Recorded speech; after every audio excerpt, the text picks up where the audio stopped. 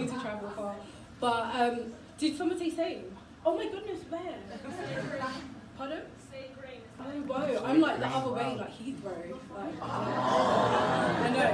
But do we have any like neo-soul jazz fans? Yes! So like, y'all know who Layla Hathaway is? Yes! Cool. This poem is kind of about that, so yeah. When I'm around you, I turn into Layla Hathaway. That's like lick of your lip makes my tongue trip over every word. You see, my tongue, it buckles over each curb. It's mad how you got me feeling like this. Like a Nubian gem, you got me skibbity skit scatting to a song unheard. Like you're orchestrating it from deep within my soul. And what's mad is that you don't even know what scatting is. Because I'm the one who put you onto that small neo-soul. You stay listening to Nines, Rick Ross and J. Cole forever, going on about them being so cold. So let me put this in terms that you may know. I was ready to fuck with you. Ready to, not in that way, but like... I kind of like, I said it, then I heard it, yeah. Not in that way, as in like, I fuck with you as family.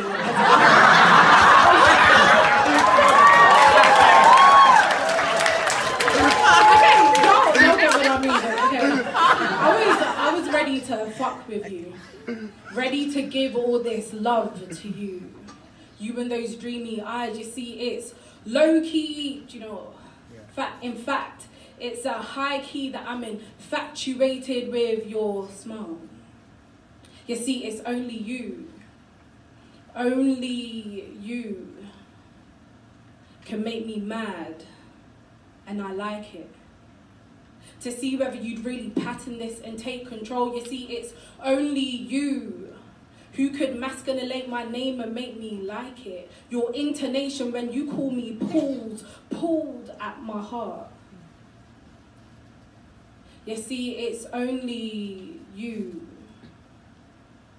who could make me behave in my baddest behavior. You see, I won't even twist off the energy. You see, your pheromones were sweet enough for me. It's only you. Thank you. And I wrote this poem initially a few years ago for my niece when she was like 10. But in the spirit of Black Panther, bring it back. It's called To the Child of My Youth. To the child of my youth, understand that the dusk of your skin is what makes the starlight shine so bright. Learn to be at home in it. Let the multitude that makes up our cosmos unfurl itself and set up home along the streets of your collarbones. Let that cloak of raw obsidian or burnt chestnut, the lemon drizzle tinge of saffron or burnished oak, be a majestic garment pulled lovingly over your calorie-encrusted bones, so wear your skin with back erect, knowing that legends have danced victoriously before you, wearing that same concoction of splendorous melanin. Do not let society make you fear your natural complexion. If they ask you why you spend so many hours studying, tell them the only thing worth stealing is knowledge. So grasp it. Every word that pours out of the pages, write the racks that make up your library. Be they the words of Du Bois or Morrison, Fanon or Achebe, be it in the witty lyricism of Grace Nichols, Mallory's checkerboard or Benjamin's talking turkeys, let your tongue be a creole of intellectual stimulation, and don't be surprised when you discover a canon filled with playwrights and poets, academics and critics that have characters that look like you at the center of their work, and don't stop yourself from joining that great collection of work, even if Wole Soyinka was the first. You too can create an oeuvre that will be hailed as noble, so let your pen be the source of a river of words. You are living gold. Formed at the joint Magana meets Tobago, your value cannot be corroded because you are the standard. So stand firm in the knowledge that the wealth that you come into this world with is more than any currency can purchase. You are not worthless because you have not worked less. For every seed that you have sown, you will reap a harvest 10 times what you could fathom. Our achievements are homegrown, born in the depths of our beings. Let the intimacy of your dreams begin to breathe as you look ahead at the giants whose backs form bridges leading into an infinity of possibilities. I want you to worry less. Worry less about how the world might seem and work harder into making it into what you want it to be. Don't be a warrior, but be a warrior. Like the fighters who enabled your dazzling mind to be seen, you are standing at the final frontier. So stand and be seen. You are standing at the final frontier. So raise your eyes and see your face in the transition from sunrise to moonlight. You are living gold, baby, living gold. So understand that the dusk of our skin is what makes the starlight shine so bright, so shine. For you are a jewel that can no longer be hidden from sight.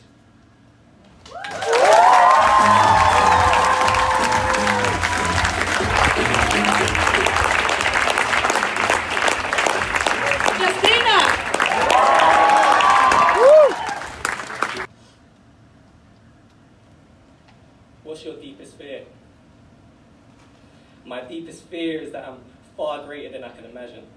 Fear that the sky is not my limit. I fear what's beyond what my naked eyes can see. My deepest fear is the questions we ask ourselves, the ones we won't have the answers to unless we live it. I fear mistakes. I fear that I'll one day lie on my deathbed and look back at the dead feelings and memories I'll no longer be able to revive and change. I fear regret. My deepest fear is that I'm not as great as my imagination sees me to be. I fear that I'll one day step on the stage we call life with all my vulnerability, present my gift to the world, and it be laughed at, heckled and ridiculed. I fear I won't make the impact that I want to. Fear puts us in chains, drives us from home, hurts the ones we love. Fear pushes us towards people with more fear. Fear is slavery. Slavery of the mind is more dangerous than the shackles on our hands or feet, so it's time to set ourselves free. The only two natural forms of fear are loud noises and... The only two natural forms of fear are falling and loud noises, so why do we fear ourselves? Is it because we feel that we are powerless, falling uncontrollably? Is it because these uncontrollable thoughts that rumble in our brains, is it because we fear what we can't control? My fear puts me in a bubble where I feel comfortable. What you should really fear is comfort. Live in a bubble and soon run out of air, or be free and be the oxygen we all need. Breathe life into you, us. See us grow, see us blossom. The biggest risk is to not take risks, so if you accept being my first, then I'll gladly accept that challenge. I'll try to be your root, so I ask that you be my petals. I ask that you show me how beautiful life can be on the other side beneath your love and affection. So, my petal, what's your deepest fear? Thank you. Thank you. The scene. Sunday afternoon, about 3. Feeling fine under blue skies with the crisp cold on my pink cheeks. Feeling fresh walking London streets. Feeling on top of the world, on peak positivity, minding my own business. When a stranger, a grown man of about 38, approaches me to say, "Would you like to lick my bell end?" Well, when you put it like that, my friend, when you say it quite like that, you esteemed gentleman, what a tip-top offer. What a fine proposition. I'd be challenged to be missing. How considerate of you to be so inquisitive about my keenness to lick your penis. Now, sir, I hope you don't mind. I hope you don't take offence. However, I'm feeling inclined to decline your kind of. I don't care whether you call it feminism or just plain old consideration of one's fellow human. I'll be busy over here calling out unsavoury behaviour of all kinds of flavour, calling out the misogyny so frustratingly embedded in society. I'll be over here not giving your prick a lick. I'll be over here tearing out my hair, shouting about everyday sexism until pricks like you will listen. And feel very, very welcome. It's Oakley Flanagan.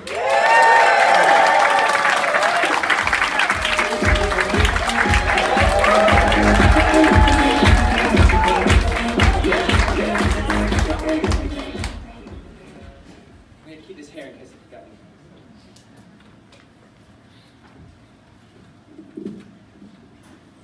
Manhood, a tragedy in 3 acts. Act 1, inciting incident, birth. Act 2, confrontation with the female self. Act 3, climax, retreat. Just a finger worth of light in your mouth is enough to sustain you through dawn, an old woman once said to her grandson. A boy steps into his mother's wedding dress. Just for a moment. A flame is reflected in the mirror, depth of grandfather's grave, and the slow arc of filicide begins. Between the eyes, 2 eggs. Some new kind of growth sprouting. See the boy that is already dead, dancing in his parents' bedroom, twirling. Where his shadow falls, every place his name will be unstitched from the backs of school jumpers. Every place he will be delivered clean from family photographs. Movement, like dislocation upon the bones of a fractured wooden floor, but it is not the mirror which is affronted. Outside, the birds do not sing of this misdemeanour of silk from the tops of telegraph poles. It is a neighbour who sees this strange new birth through the dappled light and tells his father, at least Judas left the trace of wet pink lips. A Christ cheek, his legacy. How easily a boy in a dress becomes a vanishing thing. How easily a young boy in a dress becomes a vanishing thing, but that breath of sky on a transom runway, an invitation of sorts. Confrontation with the female self. Man turns to wife in the night, asks, do you hear him, love?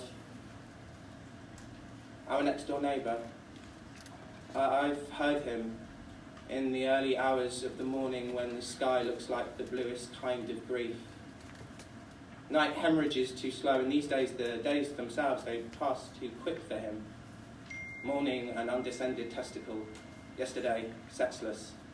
And the future, so impervious to us, but I've heard them too, the phantom women, they push their voices through the walls there, and sometimes I am afraid fragments of fractured women screaming. His mother, I think, from what I've heard.